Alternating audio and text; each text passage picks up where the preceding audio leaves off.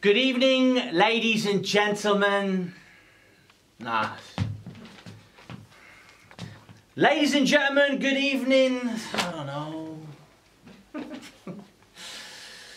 Ladies and gentlemen, let's get ready to rumble. 18. My little boy. How did that happen? I wasn't going to do a speech, but then your Uncle Kummel said, "Oi Ravi, you got to do a speech at the party, man. You know, something for Niam to toast to, toasting, party, shorty." What am I meant to say? You know, this isn't a Rocky film, and I'm not Mickey trying to tell you how to, you know, you got to slip the jab, Rocky, you got to slip the jab. I wonder what Dad would have said to me at my 18th. Would he have written a speech? How would he have felt? Right, I never had to be this loud before. If I was still a kid, this would have scared the shit out of me. Okay, right, first things first. Niam, you're a good lad, and me and your mom are very proud of you. You know how to deal with half the stuff I had to growing up, and yet I see so much of myself in you. It's like how Mom sees so much of Dad in me. I didn't know what to say to you when you asked me about Dad last night. I think it's the first time you ever asked me if I remember what happened. I was asleep. And then Binda, your Pooji, she wakes me up and she says, "Dad's passed away." She starts crying and she hugs me, and I start crying too because I don't know what she means. Passed away? Passed away? I'm what? 9, 10 years old? I don't know what I was thinking. Don't know how I was feeling. Numb.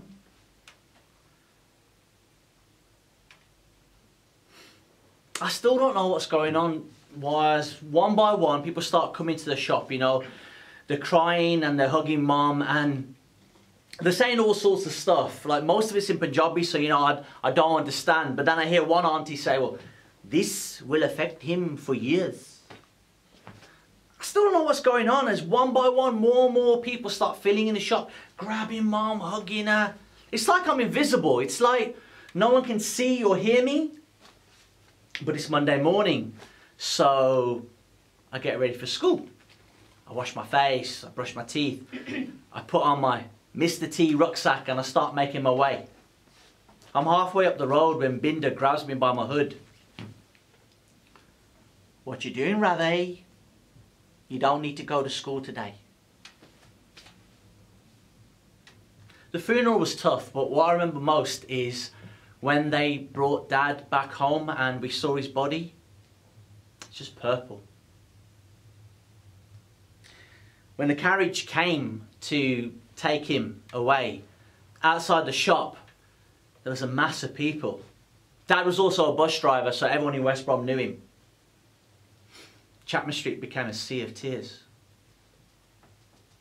A year later and I'm starting secondary school. Binda wanted me to go to the best high school, Dartmouth. It was a bit of a distance away until we moved nearer. Mom had to sell the shop. I didn't mind that I was going to be away from all my friends. I thought, you know, it'll be okay. I'll be somewhere new.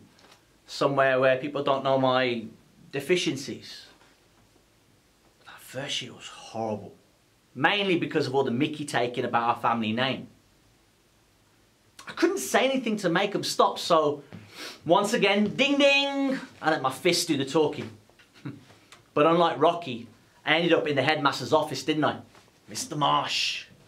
I'm standing there, crying, my knuckles are bleeding, and he's just smoking his pipe. And then he says, "Ravinder Singh Sooty." Sooty? Like sooty and sweep? "What's wrong with you, boy? Don't be so soft." Dickhead.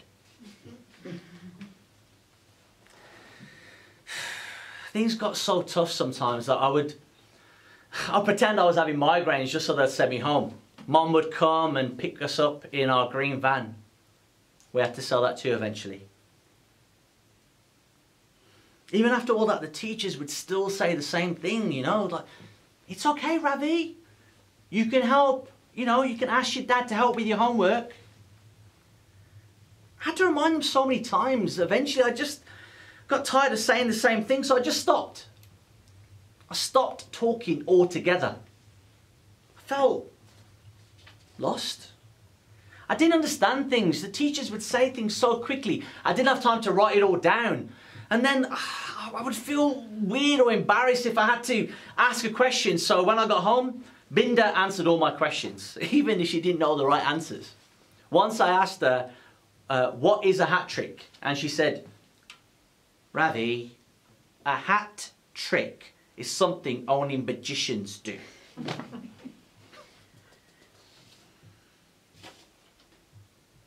Every day I'd sit on that damn 773 bus, going up and down Newton Road, and I would just sit there with my head resting on the window as we passed the crematorium, and every time I would think Dad was somewhere nearby, you know, I'd look around and I wouldn't see him. I didn't need to talk much at college, and I didn't fancy the idea of going uni, you know, living away from Mom. Little by little, day by day, year by year, I started to talk more, but I still hadn't found my way yet. I didn't know what I wanted to do or be, so I just started working, doing whatever really, just cleaning cars, working on market stalls. I even ran a newsagent. I thought running the newsagents would be a big thing for me, you know, following in Mom and Dad's footsteps. But those early mornings were a killer. Eventually I went back to selling and I became really good at it. My confidence grew and finally the penny dropped for me. If you want people to listen, you got to talk to them. It was easier speaking to strangers than my own family. I still think about the newsagents sometimes, you know. Maybe if Dad was around, he could have shown me what to do. You know, he could have said something, been my Mickey. Get in the ring, Ravi. Slip the jab. Take the hits, but get back up. Oh, bloody hell. I didn't write any of that stuff down here. Look at your mom always says I end up making everything about myself. Right, okay. So how can I help you, Niam? How can I inspire you? I trust you'll find your own way. It's not happened yet, but one day the penny will drop, and when it does, you'll know what you want to do. But all I want is for you not to miss out on the things I missed out on, and to know I'll always be here. Here at your 18th, then at your 21st, when you pass your driving test, when you get married, when your first kid is born, all the things my dad never saw me do, but I so wished he had.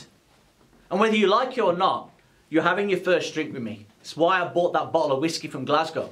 Didn't see no Loch Ness Monster though, did we, Neil, huh? Look, I don't know if I'd be any different had Dad not had that second heart attack. I don't know if I was already quiet and shy before it happened, but what I do know is there's no need to be quiet. What's the worst that can happen, huh? Don't be scared or frightened. Interact. There's no need to be shy. It holds you back.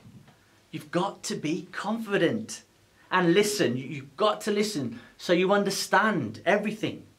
It's never too late to be what you want to be. I heard the best way to finish a speech is to use a quote. And thinking about it now, Rocky was talking to his son when he said this. The world ain't all sunshine and rainbows. It's a very mean and nasty place, and I don't care how tough you are, it will beat you to your knees and keep you there permanently if you let it. You, me, or nobody is going to hit as hard as life. But it ain't about how hard you hit. It's about how hard you can get hit and keep moving forward. How much you can take and keep moving forward. That's how winning is done. Right. I think it's time for me to step into the ring.